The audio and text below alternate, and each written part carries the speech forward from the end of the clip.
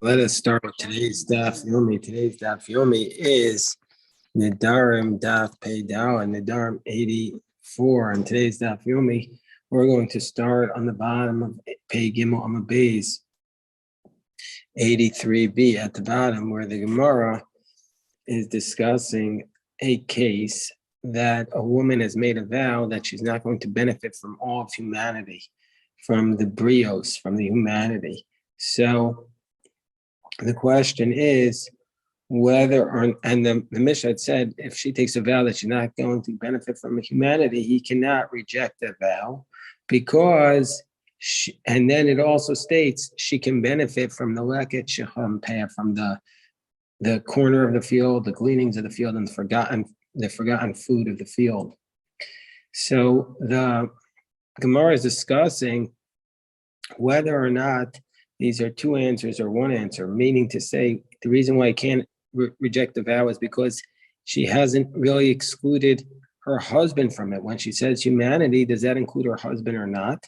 And is this the same answer, or is it a different answer when it says that because she's also able to benefit from the gleanings of the field? Meaning, is this two answers or one? And the fundamental question is, when she takes a vow against humanity, does that include her husband or not? So the Gemara gave two answers for this already, and Rav Nachman gives a third answer. Nachman says when she takes a vow against her humanity, this really doesn't include her husband. Her husband is not part of humanity. So this is what the Mishnah is really saying, Nisgarisha, that if he divorced her, it doesn't include her husband in the initial vow. And so, but the point is that even though she's not, so she might think, well, we might have thought he can reject the vow because even though he's not included, but let's say after he divorces her, she's not going to be able to benefit from the rest of the world. So then he can reject the vow now. So the Mishnah is telling us that if he divorced her, she's not going to be prohibited from benefiting from the leket shechampeh, the gleanings of the field. That's not something that's prohibited from her to benefit. Why is she allowed to benefit if somebody leaves these over? Because about the leket shechampeh, it says you shall leave it in the field. So therefore, the owner of the field is not giving it to her. He's abandoning it for her. So he's not the one giving it.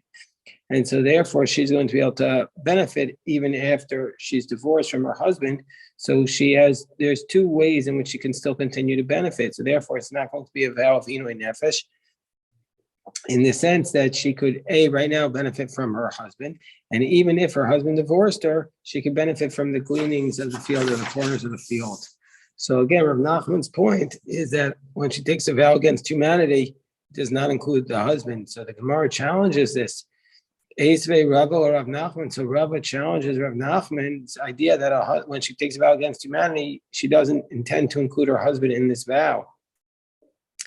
So Rava challenges Rav Nachman. So you mean to say that the husband is not included in her concept when she makes a vow against humanity? She doesn't intend to include her husband. But what about the Mishnah, which we already referenced earlier on Pei Aleph from Abayz, and we're going to eventually, Be'ezras Hashem Yisparach, get to on Daf Tzadi, where the Mishnah says, Netua ani min Yehudim. If she takes a vow that she is Netua from the Jews, which the assumption prior to this had been that this was a vow against having any relations with any sexual relations with the Jews.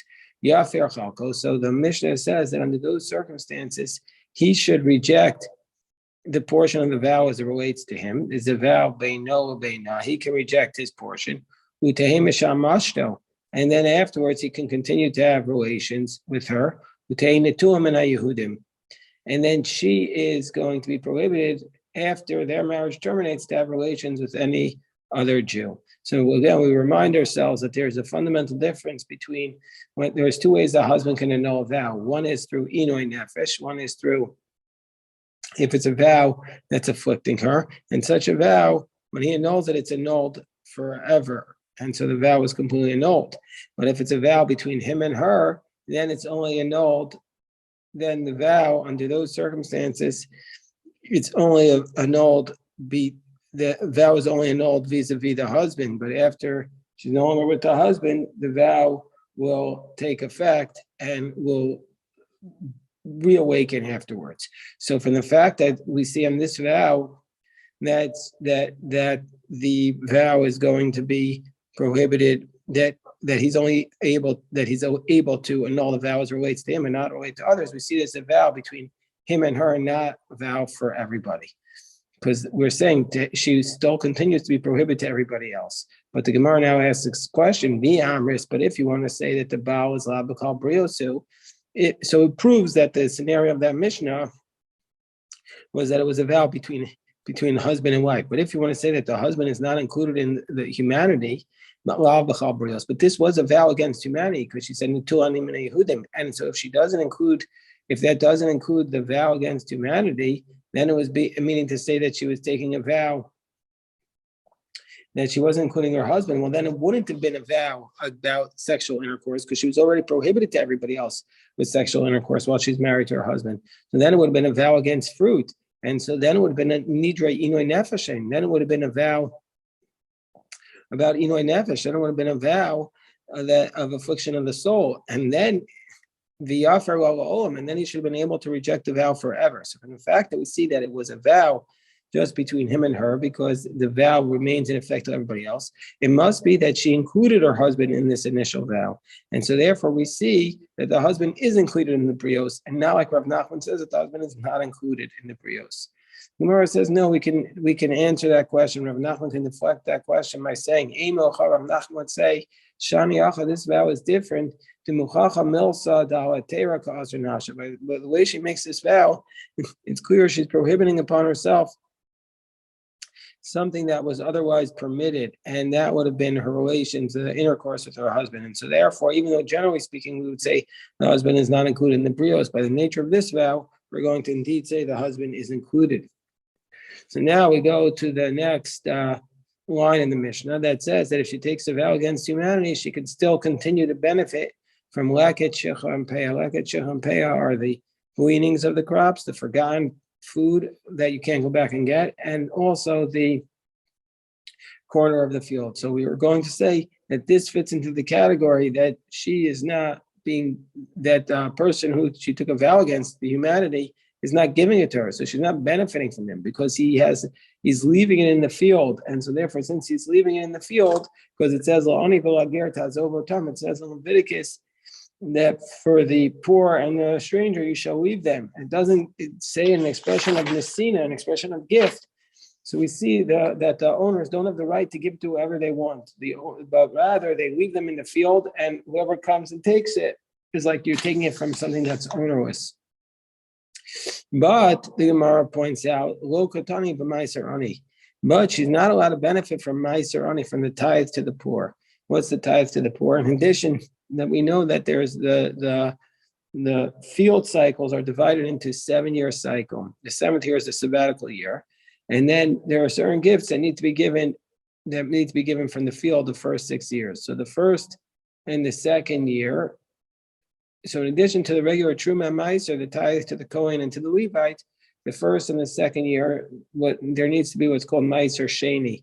And this is also the 4th and the 5th year. And that's the produce that's taken to Jerusalem in order to be eaten, or else it could be redeemed on a coin, and the money is taken to Jerusalem to be eaten. But the 3rd and the 6th year, the owner of the field has to give tithe to the poor. After he gives his Truma and Meiser, he has to give a tithe to the poor. But from the fact that it says that that this woman who took this vow and that she's not getting benefit from the world, it just says she can benefit from leket shecha peah, but it doesn't mention the meiser ani. We see from here that she's not allowed to benefit from the meiser ani. So v'lo katani b'meiser ani, she can't benefit from the meiser ani. So that's something that she's not allowed to take.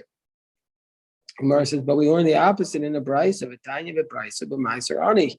From a brisa, we learn the opposite, that indeed she is allowed to take from the Meiser Ani. So how do we deal with this contradiction between the Mishnah and the brisa? Amar Rav Yosef, well, kasha, that is not difficult. Rabbi Eliezer, Harabanan, that one reflects the position of Rabbi Eliezer, and one reflects the position of the Rabbanan. And now we're going to see from a Mishnah from Demai, the position of Rabbi Eliezer and the position of the Rabbanan. And our Mishnah, and we'll see how the two opinions jive with the Mishnah and the Brisa. So the Mishnah comes from Demai. So the concept of Demai is that if a person who is not careful about tithes, that's called an Amal Aretz. That if a person who is careful, a chaver, purchases food from the Amal Aretz, we have to assume that the Amal Aretz would have taken truma. He would have given the gift to the Kohen because he thinks that that's a more severe law. But the tithe, we suspect that he possibly didn't separate the meiser, the tithe, to the Levite, and so therefore it's a case of what's called demai. We don't know what it is, and so the chaver, before he eats from that crops, is going to have to separate meiser and also trumas meiser. Trumas meiser is after the meiser is taken, you have to take a portion of that and give that to the Kohen. So now we state from this Mishnah demai, Rabbi Eliezer Omer, Ein Adam tzarach l'kol shem al meiser ani shel demai. So Rabbi Eliezer says that what about if you buy crops from the Amaretz and it's the Mai, do you have to separate the Meiser Ani from those crops, the tithe to the poor? So Rabbi Eliezer says that if a person purchases food from the Amaretz and one who's not careful, he has to. I'll read the Ran here. So somebody purchases crops from the Amaretz. Tzarach he needs to take meiser, v'litrom trumas meiser, and he has to then take from that meiser and give truma to the Kohen. Meiser rishon gufei ma'akfo la'atzmo. But then the Ran tells us that the meiser rishon itself he could keep. The tithe he separated for the Levites he could keep because a non-Levite is allowed to eat that.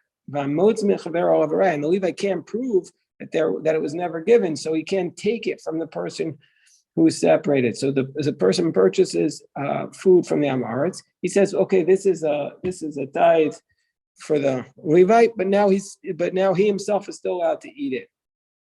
But the Meiser Ani, says Rabbi Eliezer, ain't tzarcha hafresh. He doesn't even need to separate it. This fear Rabbi Eliezer, because Rabbi Eliezer is in the position, even if you wouldn't for sure know that the Meiser Ani was not separated, it's still not going to be considered tevel. That if you eat it, you'll be liable for death. And so therefore, since it's just a question of a doubt, you don't have to separate it. So Rabbi Eliezer says, Ein Adam tzarach l'kol shem al meiser ani shel meiser. Rabbi Eliezer says, you don't even need to separate the meiser ani, the tithe to the poor, from a case of demai. Whereas the Chachamim say, Korei shem, the Chachamim say,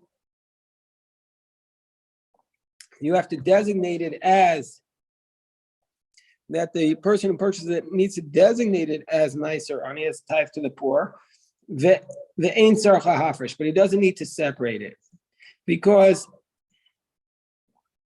So why does he need to designate it? So the Chachamim position is, according to the Ran, that if for sure it wasn't separated, then it's tevel, and if somebody eats it, they're liable for death, even though it's otherwise tithed. But nevertheless, so therefore you need to designate it, but you don't need to actually separate it. And the reason why you're obligated to separate is because the Chachamim in the position that if you don't take meiser ani, it's like tevel, and then you're liable for death. And so therefore, you need to call it and designate it as meiser ani. So the Gemara now says,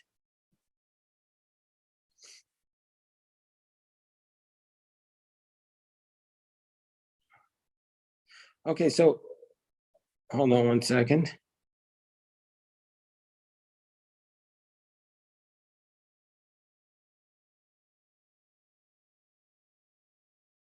Okay, so now the Gemara says, so let's connect these two positions of Rabbi Eliezer and the Rabbanan to the Mishnah and the Brisa. Again, Rabbi Eliezer says you don't need to separate the Meiser Ani, you don't need to call it out, but the Chachamim say you need to separate Meiser Ani, you need to call it out. So the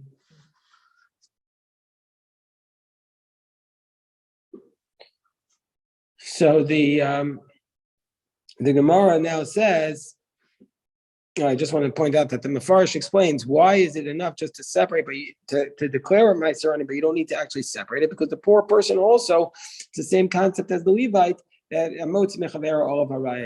that he can't prove that you didn't take it. So therefore, since you're allowed to eat the tithe that was separated for the poor, therefore the poor person can demand that you give it to him.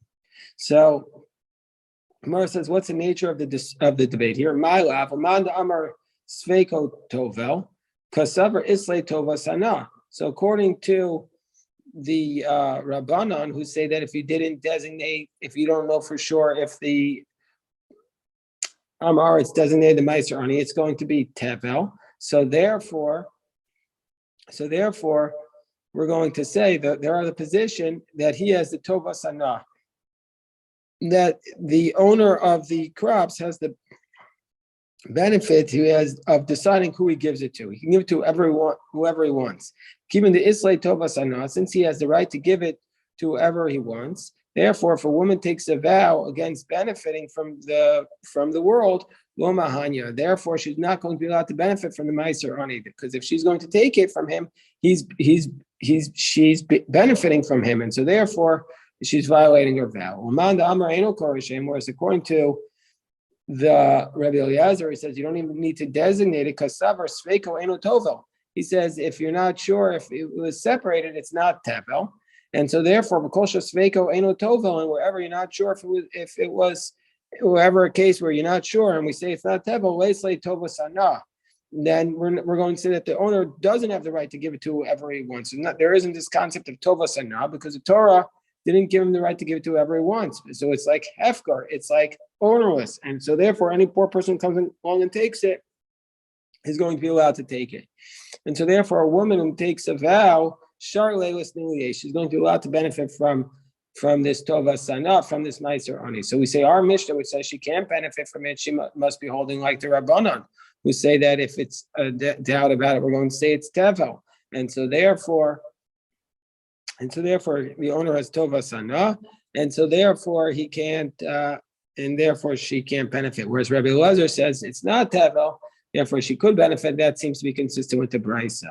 So Amalei Abaye says, no, the Kul Yamas Feiko Toho. Even Rabbi Eliezer says, if you're not sure, then we're going to say, if the Meiser Ani was taken, we're going to say it's Tevel. So therefore, why does Rabbi Eliezer say you don't need to designate it? Rabbi Eliezer, Rabbanan Malcolm Lefuli. This is the dispute between Rabbi Eliezer and the Rabbanan. Rabbi Eliezer Savar, when Nechsha do Amei Aretz on Meiser Ani. No, Rabbi Eliezer says, we assume that the Amei Aretz designated the tithe to the poor. Why? Because it's not a big deal for him to designate the tithe to the poor. It doesn't really cost him any money, because since if he wanted to, he can declare, or even let's say he designated it as a gift to the poor. What he could always do then is he could always be mafkir, he could always declare ownerless his possessions, Rabbi Ani, and then I'll say, look, I'm a poor person, b'shak away. And then he could take the tithe to the poor. And so therefore, so therefore he has no loss in designated as Meiser Ani. The Rabbanan Sabri, whereas the Rabbanan say no, that the poor man wouldn't do that. I mean, the Amaretz wouldn't do that, because Nefsei Lo Mafker Inish. A person at the end of the day is not going to declare his property ownerless, even out of this ruse to say I'm going to declare it ownerless, because he's going to have to declare it in front of other people. To Mirsa Stilma Zachibu and Shachrini, he's worried that when he declares it ownerless, somebody who he thought was his buddy is going to come along and take it. And so therefore, the rabbis assume that he's not going to take Meiser Ani. So therefore, if he buys something from the Amma Aretz, we're going to assume that it is Tevel. Hilkach Melchadu. So therefore, we're suspected on not taking Meiser Ani. So really, we can't say that this dispute between Rabbi Eliezer and the Rabbanan is about whether or not Sveiko is Tevel, because everybody says if you don't take the Meiser Ani, it is Tevel. Only question is whether or not the Amma Aretz are suspected of taking Meiser Ani or not. The Rebbe Lezer says we don't suspect, and the Chum say we do. So we're still left trying to understand why is there a dispute between the Rabbanan, between the Mishnah and the Brisa. The Mishnah says that the woman cannot benefit from Meiser Ani if she took a vow against humanity, and the Brisa says she can. So therefore, Rava comes along and Rava says a different answer. Rava says that how do we explain this? The contradiction between the Mishnah and the Brisa. If the Meiser Ani is given over inside the house, there's two types of Meiser Ani, two types of gifts of tithes to the poor. One is the Meiser Ani that you give inside your house, and one is the Meiser Ani that you give inside your field.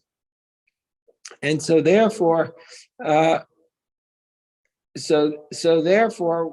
since the Meiser Ani that's divided inside the house, you get to give it to whoever you want. So therefore, there's Tova Sana. You have a value in that, and so therefore, since you have a value in that, she can't benefit from it. And this is how Rav explains it. It says by the Meiser Ani that's given inside your house, it says when it says you shall give it to the Levite and to the stranger. Therefore, she's not allowed to benefit from it. But the Brisa, which says but the Meiser Ani, which was given out on the granaries, there wasn't actually given out; it was just left there. Because you shall leave it in your granaries. So therefore, since it's just left there, therefore there's she's going to be allowed to benefit from it. So we see from here that there are two aspects of the giving of the tithe to the poor. One is where you actually give it out, and one is where you just leave it for the poor person. So in the category of giving out is the food that you take into your home. That meiser you need to give out when it becomes the winter. You give it out to your home, and so therefore you can give it to the poor people whoever you want. So there you have the ability of tova sana. You can give it to whoever you want. So therefore they're actually benefiting from you. There's another aspect of gifts to the poor. That one is that you have to leave it for people to come and get it, and that's left in the field, and that's also like the laket shel payah. And both are important aspects of giving charity. There's one hand. There's one aspect of giving charity, which is you just leave it for people to take. And there's another concept of charity that you give it out to the poor person. And that has an impact on the poor person, has an impact on you. So everyone is a different situation. The Mishnah had said that the Kohanim and the Leviim, if a man takes a vow that the Kohanim and Leviim cannot benefit from him, then if all Kohanim and Leviim cannot benefit, then they can come and take it. But if he says that these Kohanim and these Leviim cannot take it from him, then those Kohanim and Leviim cannot benefit, but other Kohanim and Leviim can take it. So the Gemara says from the fact that it says that if he prohibits Kohanim and Leviim to get benefit from him, all Kohanim and Leviim to benefit from him, that they could come along and take it.